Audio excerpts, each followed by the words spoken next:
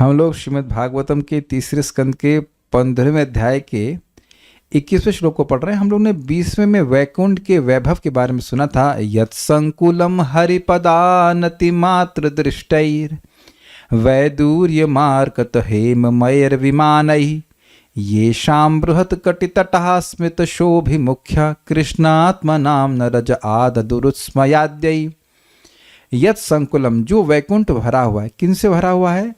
वैदूर्य मार्कत हेम मयर विमाने, वैदूर्य और मरकत मणि से युक्त और हेममय स्वर्णमय विमानों से भरा हुआ है। वो कैसे मिले?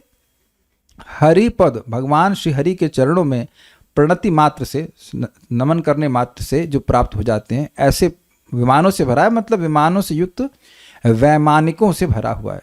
ये शाम कृष्णात्मा नाम, वहाँ के पुरुष जो कृष्ण मन वाले हैं, वह बृहत कटी तटा अर्थात बड़े नितंबों वाली और सुंदर मुस्कान से शोभित मुखों वाली स्त्रियों के उस्मय आद्य हास परिहास आदि के द्वारा भी काम विकार को न रजा मतलब काम विकार को ना आददु अर्थात प्राप्त नहीं होते हैं। उसी वैकुंठ की जिसकी शोभा का और जिसके ऐश्वर्य का वर्णन पिछले श्लोक में हुआ, वहाँ के बारे में कहते हैं कि लक्ष्मी देवी वहाँ पर झाड़ू मारती हुई प्रतीत हो रही हैं। क्या आप बोल रहे हैं? लक्ष्मी देवी झाड़ू मारती हुई प्रतीत हो रही हैं। तो प्रश्न के प्रतीत हो रही है कि वाकई झाड़ू मार रही हैं? इस पे झगड़ा हो जाएगा कि प्रतीत हो रही है, इसको तो ठीक कर दीजिए, घूम रहा है। वाकई झाड़ू मार रही हैं या ऐसा लग रहा है कि वो झाड़ू मार रही हैं? तो उसको आप श्लोक से समझ दीजिएगा, लेकिन अभी देखते हैं, बहुत मजेदार है। मेरे पीछे बोलिए। श्री रूपणी क्वर्णयति चरणारविंदम लीलाम्बुजेन हरिसद्मनि मुक्त दोषा। श्री रूपिणी क्वर्णयति चरणारविंदम लीलाम्बुजेन हरिसद्मनि मुक्त दोषा। संलक्ष्यते स्फटिककुड्य उपेत हेम्नि सम्मार्जतीव यदनुग्रहणेन यत्नः। संलक्ष्यते स्फटिककुड्य उपेत हेम्नि सम्मार्जतीव यदनुग्रहणेन्ययत्नः। श्रीरूपिणी क्वर्णयति चरणारविंदम लीलाम्बुजेन हरिसद्मनि मुक्त दोषा। श्रीरूपिणी क्वर्णयति चरणारविंदम लीलाम्बुजेन हरिसद्मनि मुक्त दोषा। संलक्ष्यते स्फटिककुड्यहुपेत हेम्नि सम्मार्जतीव यदनुग्रहेणन्ययत्नः। संलक्ष्यते स्फटिककुड्य उपेत हेम्नि सम्मार्जतीव यदनुग्रहणेन्ययत्नः। सही बोला आपने। संलक्ष्यते स्फटिककुड्य उपेत हेम्नि सम्मार्जतीव यदनुग्रहणेन्ययत्नः। संलक्ष्यते स्फटिककुड्य उपेत हेम्नि सम्मार्जतीव यदनुग्रहणेन्ययत्नः। श्रीरूपिणी क्वर्णयति चरणारविंदम लीलाम्बुजेन हरिसद्मनि मुक्त दोषा।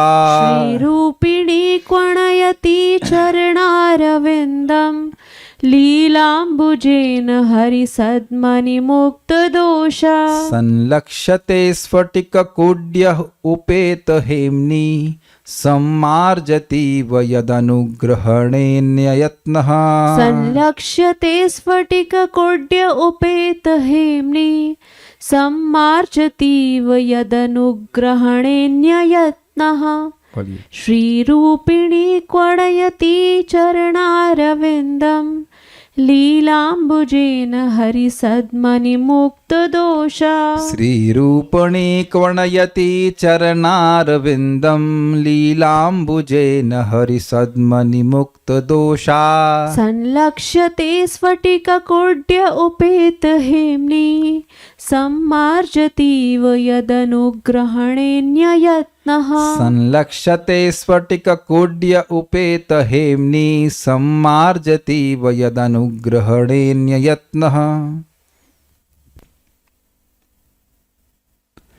वैकुंठ लोकों की महिलाएं इतनी सुंदर हैं कि जैसे देवी लक्ष्मी स्वयं है। ऐसी दिव्य सुंदरियां जिनके हाथ कमलों के साथ क्रीड़ा करते हैं मतलब ऐसे। अब क्या कहें, आजकल तो स्त्रियां कमल लेके घूमती नहीं हैं, कमल लेके घूमती हैं नहीं, क्या क्या कहते हैं उसको, बैग, कौन सा बैग कहते हैं, वैनिटी बैग कहते हैं, व्हाट इज दैट, छोटा सा बैग होता है उसमें लिपस्टिक लेके घूमती है, उसी को लेके चलती हैं। कमल लेके तो चलती नहीं है, लेकिन अब हाँ लिपस्टिक बैग कह लीजिए, जो भी कुछ मेकअप बैग लेके घूमती हैं प्रायः। लेकिन वहाँ पे हाथ में, ये मेरे हाथ को देख पा रहे हैं आप, मेरे पास प्रॉप नहीं है, मान लीजिए मेरे हाथ में फूल होता तो ऐसे कमल को, मतलब बड़े खुले हाथ चलता रहता है, मतलब हाथ में कमल है, कमल ही नहीं है, कमल की डंडी भी होगी तो उसको ऐसे थोड़ा सा मुक्त हाथ से चलाते हुए चलती हैं। ध्यान रखिएगा इस बात को, समझ आएगा तब। तथा पांवों के नुपुर झंकार करते हैं, किसके, स्त्रियों के, सुंदरों के। कभी कभी उन संगमरमर की दीवारों को जो थोड़ी थोड़ी दूरी पर सुनहले किनारों से अलंकृत हैं, ये समझ में आया।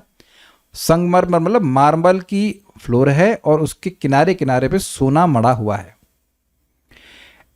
इसलिए बुहारती देखी जाती हैं कि उन्हें भगवान की कृपा प्राप्त हो सके। अब इसको देखिए, यद अनुग्रहेण, जिनकी कृपा प्राप्ति के लिए अन्य यत्न, दूसरे देवता लोग प्रयास करते हैं। किसका विशेषण है ये लक्ष्मी जी का है। लक्ष्मी जी की कृपा कटाक्ष हो जाए, उन पर कृपा हो जाए, उसके लिए अन्य लोग, विष्णु नहीं, अन्य देवता यत्न करते हैं, व्रत करते हैं, प्रयास करते हैं। ऐसी रूपणी सौंदर्यशाली श्री मतलब लक्ष्मी जी हरि सद्म का मतलब होता है घर, हरि सद्मनि मतलब श्री हरि के भवन में दोषा मुक्त, चंचलता को छोड़कर, ये एक अर्थ है। भाई आप जानते हैं कि लक्ष्मी जी चंचल, उनका नाम एक चंचला है। चंचला मतलब आज यहाँ रहेंगी कल वहाँ नहीं रहेंगी, तो चंचलता को छोड़कर का मतलब हुआ कि वह भगवान श्री हरि के घर में ही रहती हैं, वो कहीं और नहीं जाती हैं, एक अर्थ है। और दूसरा अर्थ है मुक्त दोषा मतलब मुक्त हाथों से। अब ये बात जब मैंने पढ़ी तो हमें समझ में नहीं आई, मुक्त दोषा का मतलब मुक्त हाथ, मुक्त तो समझ में आ रहा है, लेकिन दोष में हाथ कहाँ से आ गया। तो हमने रिसर्च किया इसके ऊपर, तो दोष का हर अर्थ, दोष तो होता ही है, लेकिन दोष का अर्थ हाथ भी होता है। तो चंचलता एक दोष है कि नहीं। लक्ष्मी जी का एक दोष है कि वह कहीं एक स्थान पर नहीं टिकती हैं। तो कह रहे मुक्त दोषा मतलब उस दोष से मुक्त होकर के, इस चंचलता के दोष से मुक्त होकर के भगवान के घर में, या भगवान के घर में बड़े खुले हाथों से, मतलब इतना अभी तक समझिए खुले हाथों से, अभी इसको आगे बताऊंगा तो समझ में आ जाएगा। चरण विंदम मतलब चरण कमलों के कोड़यंती, नपुरों की झंकार करती हुई। ये चरण अरविंद किसके हैं, लक्ष्मी जी के हैं। उनमें जो नुपुर बंधे उनकी आवाज करती हुई लीलाम्बुजेन, लीला कमल से खेलती हैं। हेमनी उस समय स्वर्ण से उपेत युक्त स्फटिक कुडिये, स्फटिक मणि की दीवार में या मार्बल जो फर्श में लगा है, संलक्ष्यते ऐसी दृष्टि गोचर होती हैं, इव मानो वे सम्मार्जती, झाड़ू दे रही हों। अब इसको थोड़ा समझने का प्रयास करिए। देखिए मार्बल जो संगमरमर है वह खूब चमक रहा है, तो उसमें जो भी ऊपर होगा व्यक्ति, उसका रिफ्लेक्शन आएगा कि नहीं आएगा। मान लीजिए कि कोई एक शीशे का ही फर्श है, तो उस शीशे के फर्श में जो भी व्यक्ति उसके ऊपर कुछ कार्य करेगा, वो ऐसा लगेगा ना कि उस शीशे में उसका ऐसा लगेगा क्या उस शीशे में उसका रिफ्लेक्शन आएगा, आएगा कि नहीं आएगा? तो स्पष्ट है। तो अब आप जरा देखिए, जिन भी माताओं ने कभी झाड़ू मारी है, तो आप ये बताइए कि आप बंधे हाथों से झाड़ू मारती हैं कि मुक्त हाथों से झाड़ू मारती हैं? पहले ही समझ लीजिए। अगर जिसने झाड़ू मारी है वह समझ जाएगी, जो नहीं, जो कल बाई को रखी है उसको भाग वो समझ में नहीं आएगी। ठीक है, समझ में आया? हाथ को ऐसे खूब लंबा लंबा चला चला करके झाड़ू मारी जाती है। तो अब हो क्या रहा है, जो उनके हाथ में कमल है वो झाड़ू नहीं मार रही है, वहाँ झाड़ू मारने की जरूरत ही नहीं है, वहाँ तो कोई गंदगी है ही नहीं। तो वो जो क्या नाम से उनका जो हाथ में कमल है उसको ऐसे चला रही हैं, ऐसे खेल रही हैं। Can you visualize? तो उसका रिफ्लेक्शन कहाँ आ रहा है? उस मतलब क्या कह सकते हैं, जमीन पे आ रहा है, और जमीन चमकीली है, तो वो ऐसा आएगा ना कि लग रहा है कि झाड़ू मार रहे हैं। क्या सबको समझ में आया? जब मैंने ये अर्थ समझने का, वाह भाई ये तो हद हो गई, दिस इज अमेजिंग। इसीलिए ईवा शब्द का प्रयोग है। क्या कैच किया सब लोगों ने? इसीलिए यहां शब्द है मुक्त दोषा। पहले मैं समझने का नहीं, ये गलत अनुवाद है, अनुवाद ऐसे, हाँ दोष का मतलब हाथ कैसे हो सकता है, लेकिन अब 3-4 आचार्य देखा सब कह रहे हैं मुक्त दोषा मतलब खुले हाथों से, तब समझ में आया कि ये क्या कहना चाहते हैं। This is brilliant. एक श्लोक भी समझ में आ जाए तो मन में प्रसन्नता होती है। क्या काव्य है! क्या सारी माता जी लोगों को समझ में आ गया? प्रभु जी लोग तो झाड़ू मारते नहीं है। महावीर प्रभु झाड़ू कब मारी लास्ट टाइम? तो अर्थात आपको समझ में आ गया। तो जो लोग झाड़ू मारे हैं वह समझ जाएंगे कि खुले हाथ से झाड़ू मारी जाती है, और उसी तरह से खुले हाथ से वो ऐसे हाथ नचा नचा करके अपना कमल नचा रही हैं, लीला कमल।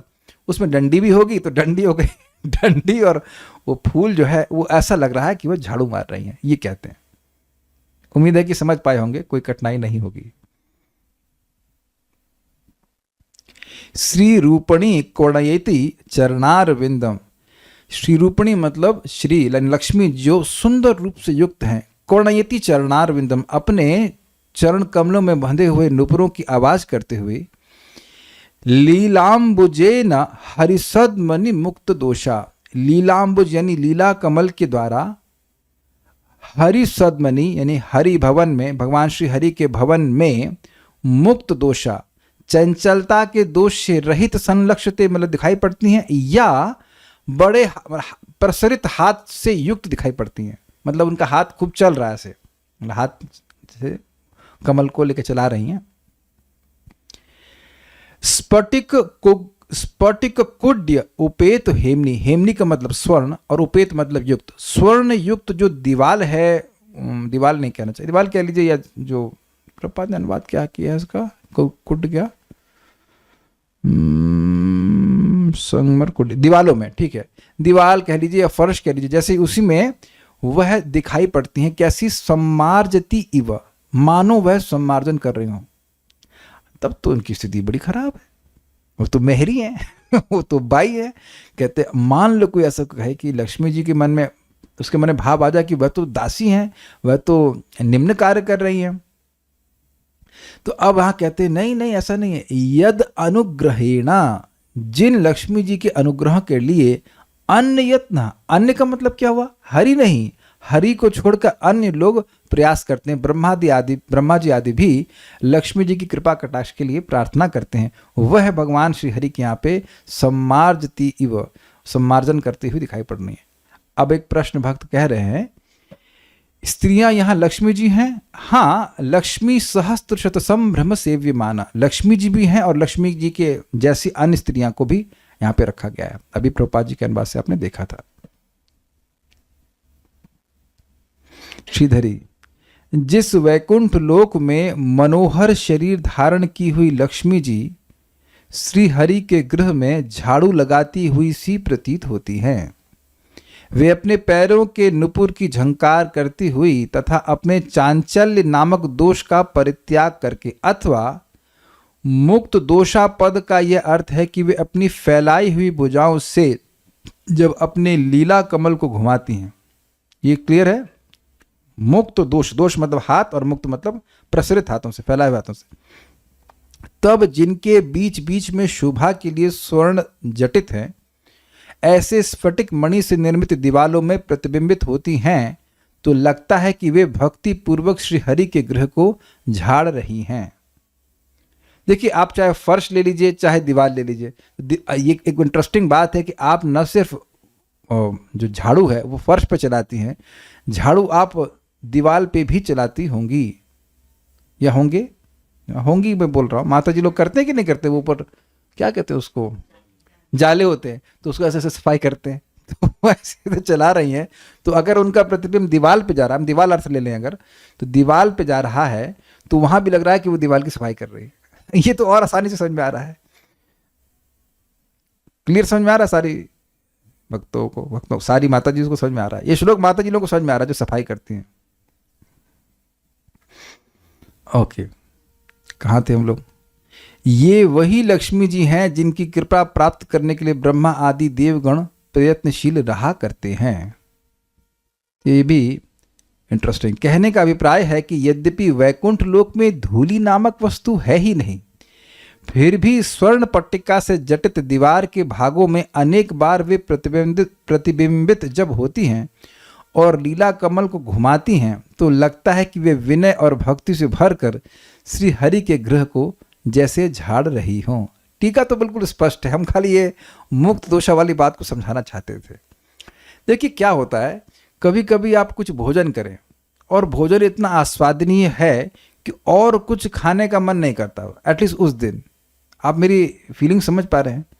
यद्यपि ये क्लास मान लो अभी आधे घंटे में समाप्त हो जाए, दैट्स अ डिफरेंट थिंग, लेकिन वो पॉइंट बड़ा जबरदस्त था। जो पॉइंट आपने सीखा कि क्या अद्भुत बात है कि लीला कमल घुमा रही, लेकिन ऐसा लग रहा है कि वह भगवान के घर का मार्जन कर रही। यह व्यक्ति के ध्यान का विषय है, होना चाहिए, जिससे और भागवतम हृदय में उतरती है।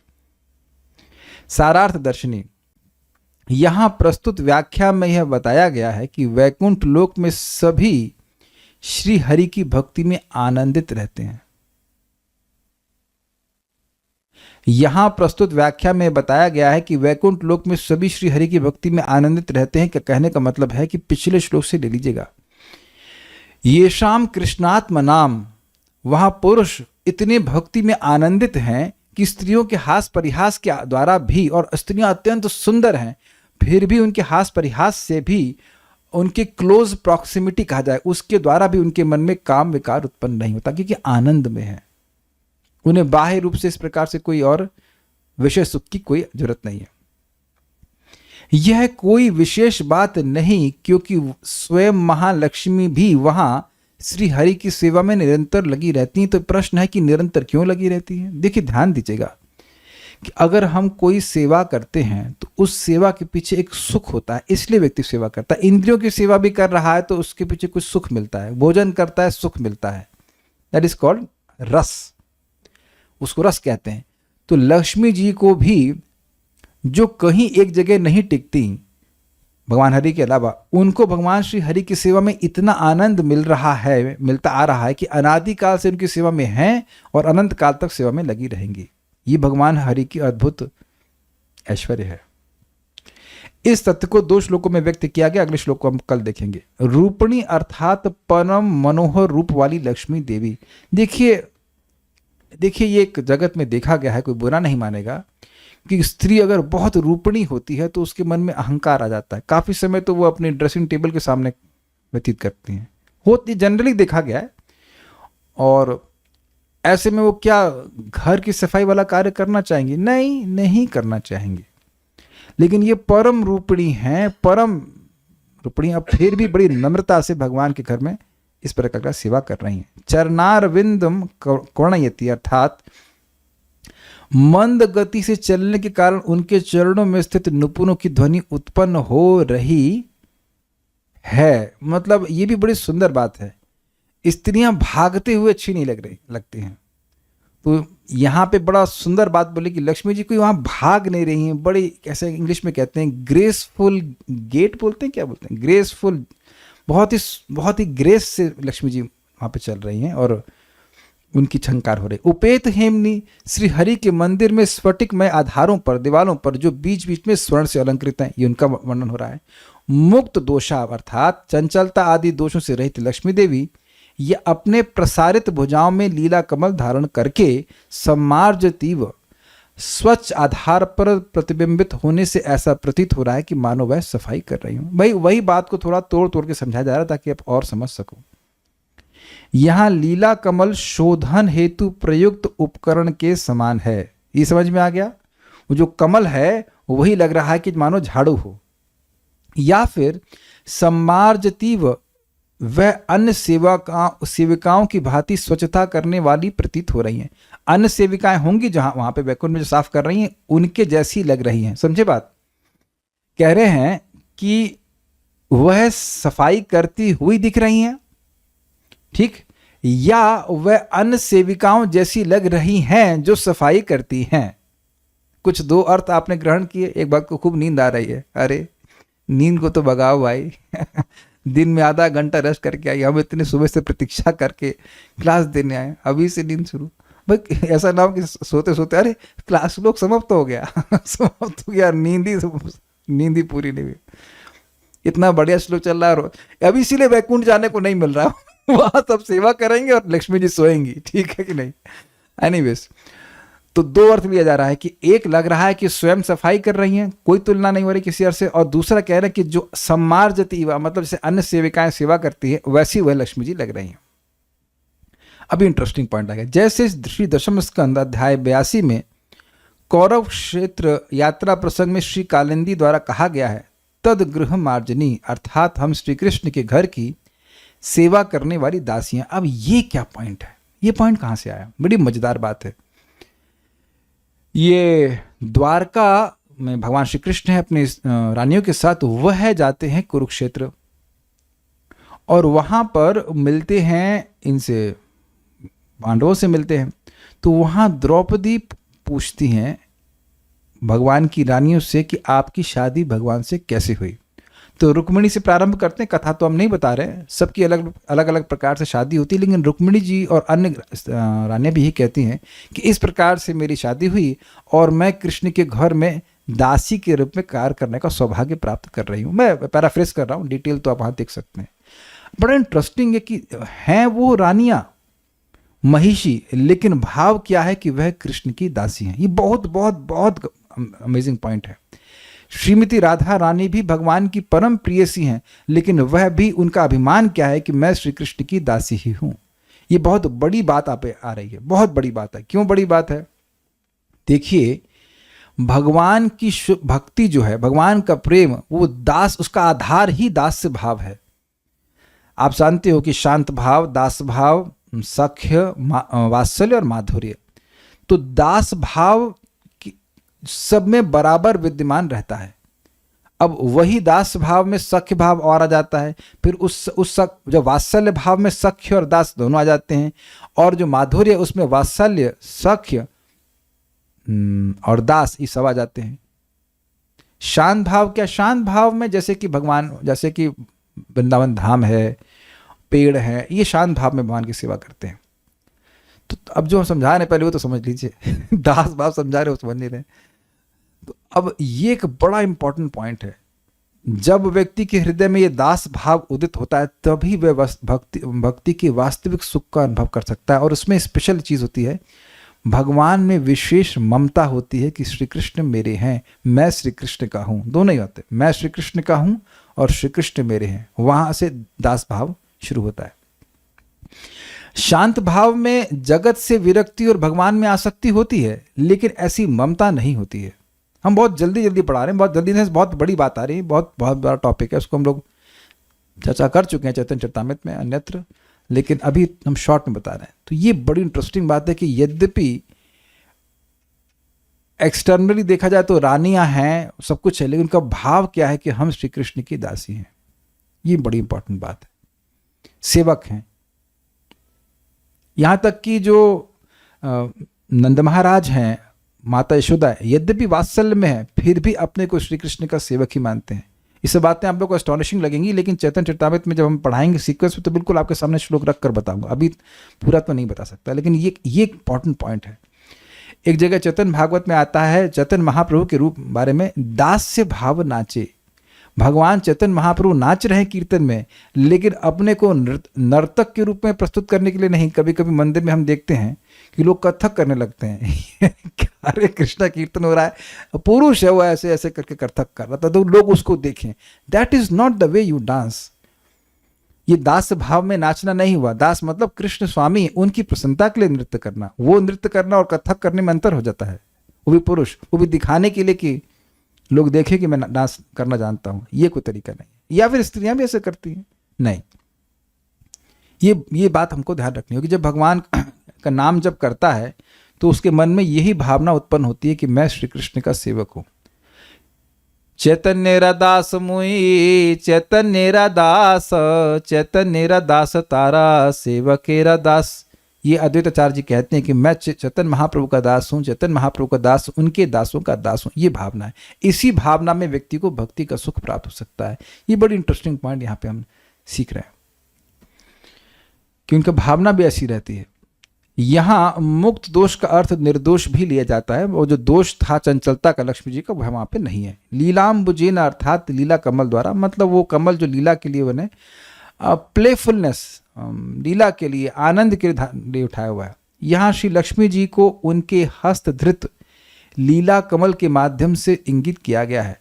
लेकिन इससे यह नहीं मानना चाहिए कि लक्ष्मी देवी का महात्म्य अल्प है। मतलब किससे ऐसा लग रहा है कि वह नौकरानी है तो उससे लगना, ये नहीं सोचना चाहिए कि उनका महात्म्य कम है। अरे नौकरानी क्या है।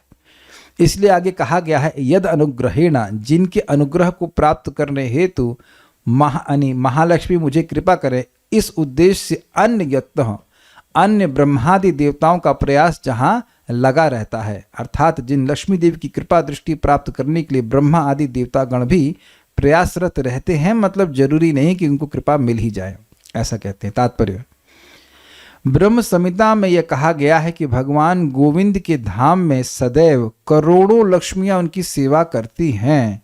लक्ष्मी सहस्त्र शत संभ्रम सेव्यमानम, बड़ा सुंदर श्लोक है।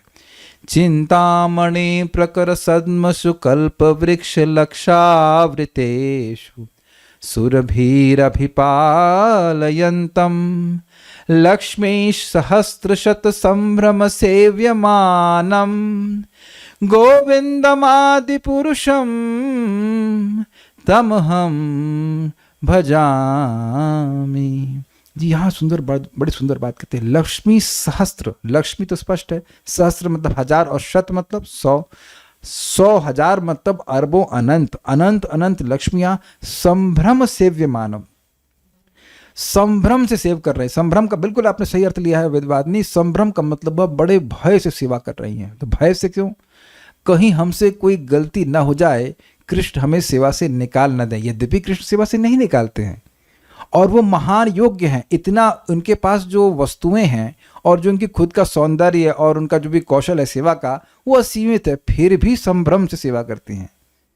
आप कहेंगे ऐसा क्यों कहते हैं? इससे व्यक्ति को नम्र भाव में सेवा करना चाहिए। हम भगवान क्या बना सकते हैं आपके लिए? भोजन भी बना सकते हैं तो क्या बना सकते हैं? फूल भी दे सकते हैं तो क्या दे सकते हैं? जब लक्ष्मी जी संभ्रम से सेवा कर रही तो हम हैं ही क्या? जब ऐसी दैन्यता भक्ति के हृदय में रहती है तो भगवान उसका जो भी दी गई वस्तु है वह स्वीकार करते हैं। आपको पता है चैतन्य महाप्रभु, ये जो ब्रह्म संहिता के बारे में आप सुने हैं, ये ब्रह्म संहिता केवल उतनी ही नहीं है, उसके जो मैं स्मरण से बोल रहा हूँ 100 चैप्टर हैं, उसमें से केवल 5वां चैप्टर भी उपलब्ध है हमारे पास। और उसको जब महाप्रभु ने प्राप्त किया, ही वॉज इन एक्सटेसी। अब एक कठिनाई ये है कि इसके तात्पर्य इतने कठिन लिखे गए हैं कि समझ नहीं आता है कि क्या लिखा गया है। मतलब कुछ कुछ बात तो समझ में आती है, बाकी कुछ कुछ तो लगता है कि मैं चैट जीपीटी एनालिसिस करवा के समझना पड़ेगा। बहुत कठिन है, लैंग्वेज बहुत कठिन है। इंग्लिश वाली तो समझ में नहीं आती, देखते हिंदी से कुछ समझ में आएगा तो व्याख्या करने का प्रयास करेंगे, लेकिन सही में उसको पढ़ करके उसको लिपिबद्ध कराए, उसको he brought it is so nice. सिद्धांत के मामले में अल्प भाषा में बहुत गुह्य बातें इस ब्रह्म संहिता में बताई गई हैं, और भी केवल 5वां चैप्टर हमारे पास उपलब्ध है, उसी का ही श्लोक है। प्रभुपाद समझाते हैं अन्यत्र कि जब भगवान का अभिषेक होता है तो ये ब्रह्म संहिता के श्लोक गाए जाते हैं, गाए जाने चाहिए भी। अगर घर में आप अभिषेक कर रहे हो तो मैंने जिस ट्यून में गाया था उस ट्यून में बहुत सुंदर विद्या भूषण प्रभु कोई है, बहुत सुंदर उसको गाए हैं, आप उसको गा सकते हैं और श्लोकों को याद कर सकते हैं और प्रचार में भी लाभ करता है और भगवान की महिमा भी समझ में आती है। लेकिन हम पॉइंट पे आ रहे हैं कि भगवान की को करोड़ों अरबों लक्ष्मियां सेवा करती हैं। ये करोड़ों अरबों लक्ष्मियां जो वैकुंठ लोक में निवास करती हैं, पुरुषोत्तम भगवान की वास्तविक प्रेमिकाएं नहीं हैं, अपितु भगवत भक्तों की पत्नियां हैं और वे भगवान की सेवा भी करती हैं। Is it okay? मतलब जैसे देखिए, आप कहेंगे लक्ष्मी कैसे हो गई? जब भगवान अपने स्वरूप को अपने भक्तों को दे सकते हैं तो लक्ष्मी जैसा ही स्वरूप भक्तों की पत्नियों को क्यों नहीं दे सकते हैं? क्या कठिनाई है? यहां यह कहा गया है कि वैकुंठ लोक में संगमरमर के घर बने होते हैं। आप लोग घर कौन से चीज से बना हुआ है? ईंटे से ईंटा मिट्टी से बना, संगमरमर से बना होता है। अगर संगमरमर मढ़ दिया जाए तो भी बहुत बड़ी बात होगी। इसी प्रकार ब्रह्म संहिता में कहा गया है कि वैकुंठ लोक की फर्श स्पर्श मणि की बनी हुई है। स्पर्श मणि मतलब टच स्टोन, चिंतामणि प्रकर सद्मसु कल्प वृक्ष, चिंतामणि से बनी हुई है। इसलिए वैकुंठ में पत्थर को बुहारने की आवश्यकता नहीं पड़ती, क्योंकि उस पर रंच मात्र भी धूल नहीं है। फिर भी भगवान को तुष्ट करने हेतु स्त्रियां सदैव संगमरमर की दीवारों को झाड़ती रहती हैं। क्यों? इसलिए कि वे ऐसा करके भगवान की कृपा पाने के लिए उत्सुक रहती हैं। तो देखिए, कि बहुत सिंपल सी बात है। कोई झाड़ू मार रहा है तो उसमें कौन सा गुण है? वेदवादिनी बताइए। दैन्यता। वेरी गुड, दैन्यता। और अब अभी तो समय है नहीं, जब चेतन चरितामृत पढ़ाएंगे तो वहां पे महाराज प्रताप रुद्र की ऐसी दैन्यता को देख करके भगवान चैतन्य महाप्रभु उन पर कृपा किए। वो यद्यपि राजा थे महाराज प्रताप रुद्र, लेकिन जब जगन्नाथ जी का रथ यात्रा चल रही थी तो आगे आकर चल करके वह झाड़ू मार रहे थे। यह समझाने, यह प्रस्तुत करने के लिए कि मतलब दिखाने के लिए नहीं, ये भाव में कि मैं चैतन्य भगवान श्री कृष्ण का एक निम्न तुच्छ दास हूँ। ये बहुत इंपॉर्टेंट बात है। दैन्य से भगवान बड़े प्रसन्न होते हैं, इसलिए निम्न सेवा करने से भी बहुत लाभ होता है। ध्यान दीजिएगा कि मैं ये नहीं कह रहा हूँ कि कोई सेवा निम्न है या ऊंची है या नीचे, ऐसा नहीं, कुछ भी नहीं है। आप भगवान की आरती कर रहे हैं, चाहे भगवान के घर की मंदिर की सफाई कर रहे हैं, दोनों ही बराबर हैं। लेकिन कुछ सेवाओं के द्वारा दैन्य की भावना होती है, ज़्यादा जागृत होती है। ये बात यहाँ पे कहने का आशय है। वैसे तो देखिए, आप कोई भी सेवा कर रहे हैं, जो भी सेवा दी जा रही है या मिली है, उसको कर रहे हैं नम्र भाव से, तो भगवान प्रसन्न होते हैं। ऐसा नहीं कि भगवान की आप आरती कर रहे हो तो भगवान कहेंगे तो अहंकारी है, ऐसा नहीं है। जब आप भगवान की आरती भी कर रहे हैं, कुछ वस्तु भी भगवान को दे रहे हैं, तो स्मरण करना चाहिए कि हम जो भी दे रहे हैं उसमें कुछ ना कुछ दोष तो होगा ही ना। शुद्ध वस्तु इस भौतिक जगत में है ही क्या, लेकिन भगवान उसको स्वीकार करते हैं। ओके, यहां यह भी कहा गया है कि वैकुंठ लोक में लक्ष्मियां दोष रहित होती हैं। सामान्यतया लक्ष्मी जी एक स्थान पर स्थायी रूप से नहीं रहती। उनका नाम चंचला है, जिसका अर्थ है जो स्थिर न हो। अतएव हम देखते हैं कि जो व्यक्ति बहुत ही धनवान है वह अतीव निर्धन बन सकता है। एक और उदाहरण रावण का है। रावण लक्ष्मी अर्थात सीता जी को अपने साम्राज्य में ले गया, किंतु लक्ष्मी की कृपा द्वारा सुखी होने के बजाय उसका परिवार तथा सारा साम्राज्य विनष्ट हो गया। इस तरह रावण के घर में लक्ष्मी चंचला अर्थात अस्थिर है।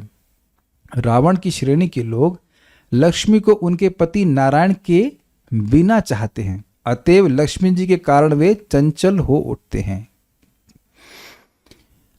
एक इंटरेस्टिंग है, चंचल उठते हैं मतलब उनकी इंद्रियां और डिस्टर्ब हो जाती हैं। आप केस देखिए, केस स्टडी है सुदामा की। सुदामा के पास नहीं था कुछ धन, लेकिन जब भगवान की कृपा से उनको धन मिला, बहुत धन मिला, तो उनकी इंद्रियां डिस्टर्ब नहीं हुई। वो सारे धन को, वैभव को भगवान की कृपा मान करके भगवान की सेवा में ही नियोजित किए। लेकिन देखिए, रावण के पास धन आया तो उसकी बुद्धि डिस्टर्ब हो गई। ये है धन का ये स्वभाव ही है कि व्यक्ति के पास अगर वो भक्त नहीं है, धन आता है तो वह अनेक अनेक प्रकार की इंद्रिय तृप्ति की इच्छाओं को जागृत करता ही है। इसीलिए जो ब्राह्मण है वह बहुत धन संग्रह करने के चक्कर में नहीं पड़ते हैं, वो मद आ ही जाता है। इसको आगे भी आप सुनेंगे। नलकुबेर और मणिग्रीव जो कुबेर के पुत्र हो गए थे, इसलिए सारा विवेक ही छोड़ दिए थे कि क्या बर्ताव करना चाहिए, नारद जी के सामने कैसे बर्ताव करना चाहिए वो भूल गए थे। एक भक्त बड़ा विनोदपूर्ण प्रश्न कर रहे हैं, प्रभु जी क्या वैकुंठ में ब्रह्मचारी सन्यासी भी पत्नियों के साथ रहते हैं? ये तो हद हो गई। मैंने आपको समझाया था कि वहां कोई ब्रह्मचारी नहीं है, लेकिन वहां सारे ब्रह्मचारी हैं। वो लाल कपड़ा पहनकर कोई वहां घूमता नहीं है, लेकिन वहां सारे ब्रह्मचारी, किसी को भोग की इच्छा होती ही नहीं है। या फिर समझ में नहीं आ रहा, क्या सभी लोग एक जोड़ी में रहते हैं? तो क्या दिक्कत है आपको अगर जोड़ी में रहते हैं तो? लेकिन जोड़ी में रहकर वो उनका मन, उनका हृदय कहाँ जुड़ा रहता है? कृष्ण में, कृष्णात्मा नाम। देखिए एक बात समझिए, इसको आप पता नहीं प्रथम स्कंद सुने कि नहीं सुने। प्रथम स्कंद में पांडवों के लिए एक विशेषण आया है, अनन्य विषय आत्मा नाम। अनन्य, अनन्य मतलब ना अन्य, अनन्य विषय आत्मनाम। और भी हमने क्या सुना था पिछले श्लोक में? कृष्ण आत्मनाम। अनन्य विषय आत्मनाम का मतलब है कि अब 24 घंटे उनके मन में यही चलता रहता है कि कृष्ण की ये सेवा करनी है, कृष्ण की ये सेवा करनी है, कृष्ण की ये सेवा करनी है।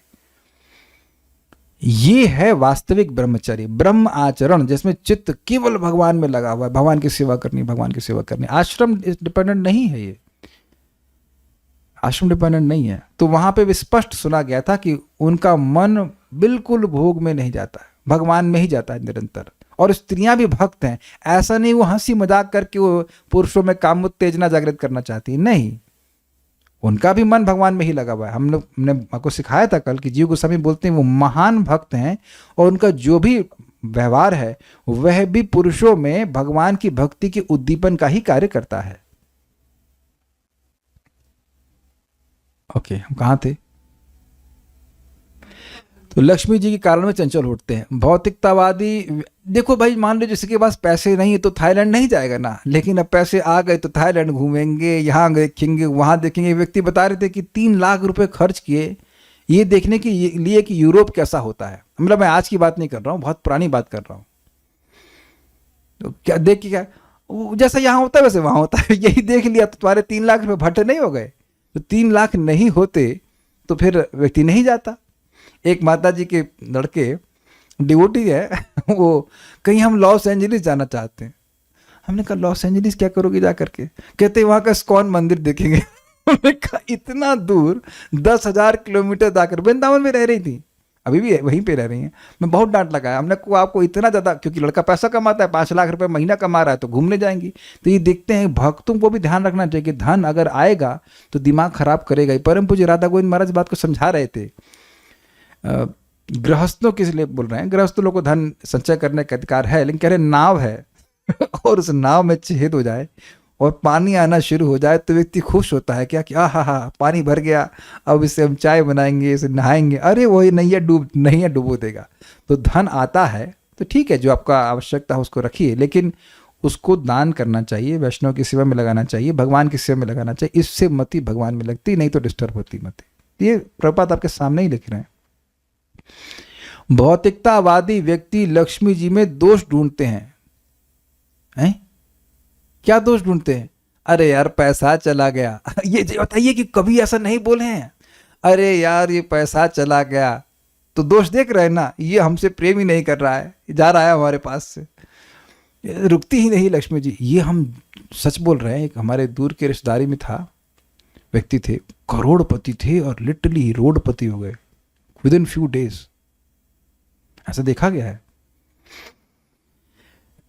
ठीक है। किंतु वैकुंठ में लक्ष्मी जी भगवान की सेवा में जुटी रहती है। अर्थात यहाँ क्या सीखना है, जो धन आ रहा है अगर आप भगवान की सेवा में लगाएंगे तो लक्ष्मी जी का आशीर्वाद भी बना रहेगा, और इंद्रिय तृप्ति में लगाएंगे तो लक्ष्मी जी का मन ना तो भोग में लगा है। चलो अब कहीं और चलती हूँ। भाग्य की देवी होते हुए भी लक्ष्मी जी भगवान की कृपा के बिना सुखी नहीं रह सकती। सुनाई पड़ा? फिर से रिपीट करते हैं। भाग्य की देवी होते हुए भी लक्ष्मी जी भगवान की कृपा के बिना सुखी नहीं रह सकती। कहने का मतलब क्या है? जिनकी कृपा से सबको धन मिलता है, और जो लोग सोचते हैं कि हम धन प्राप्त करके सुखी हो जाएंगे, उनको शिक्षा दे रहे हैं प्रभुपाद कि बेटा जो धन देने वाली हैं वह कृष्ण की सेवा के बिना सुखी नहीं हो सकती, तो तुम कैसे हो जाओगे? Is it okay? क्या बात बढ़िया प्रभुपाद जी ने बोली है। देखिए महाराज बड़ा सुंदर समझा रहे थे। परम पूज्य वृंदावन चंद्र महाराज एक प्रवचन में कहते हैं कि देखिए समझना होगा कि भगवान की शरण लेने से हमारा ही फायदा है। जैसे मछली पानी की शरण लेती है तो मछली ही सुखपूर्वक रहती है। तो जितना व्यक्ति भगवान की शरण लेगा अर्थात भगवान की प्रेममयी सेवा करेगा, भगवान को सुखी करने की विधान करता रहेगा, तो उससे उसी को सुख मिलना है। उस ऐसा नहीं कि कुछ और किसी और को लाभ होगा, ये सीखना चाहिए। लक्ष्मी जी को भी सुखी होने के लिए भगवान की कृपा की आवश्यकता पड़ती है। फिर भी भौतिक जगत में सर्वोच्च प्राणी ब्रह्मा जी भी सुख के निमित्त लक्ष्मी की कृपा के लिए उनका मुंह जोते रहते हैं। जोते का मतलब देखते रहते हैं कि कब मुझ पर कृपा होगी। प्रभुपाद यहाँ पर समझा रहे हैं कि जगत में लोग जनरली दिवाली में देखा जाए 100% बोलने की, कृष्ण की पूजा तो कोई नहीं करता है दिवाली में। गणेश लक्ष्मी की पूजा करते हैं, लक्ष्मी जी की पूजा करते हैं। हमको तो ये भी समझ में नहीं आ रहा कि गणेश लक्ष्मी जी का कॉम्बिनेशन बना कैसे। I mean any idea? I don't know. Lakshmi Narayan का तो समझ में आता है, लेकिन गणेश लक्ष्मी जी का कॉम्बिनेशन क्या बना? I have no idea. Maybe इस तरह कंसेप्शन हो कि लक्ष्मी जी के आने में जो विघ्न होंगे वो गणेश जी डिस्टर्ब वो हटा देंगे और लक्ष्मी जी आती रहेंगी। May be this conception. एक कह रहे हैं कि दुर्गा जी का बेटी बेटी है। अब दुर्गा जी की बेटी लक्ष्मी जी हैं, मुझे नहीं पता, आई हैव नो आइडिया। उन्होंने गणेश जी को अपना पुत्र माना था, no idea. Give me references, बिना रेफरेंस के हम कुछ स्वीकार नहीं करते। So anyways, so like that. So हमने बहुत कुछ सीखा और तो कुछ नहीं बोलने के लिए। So will stop here. Shrimad Bhagavatam की जय, श्रील प्रभुपाद की जय, निताई गौर प्रेमानंदे।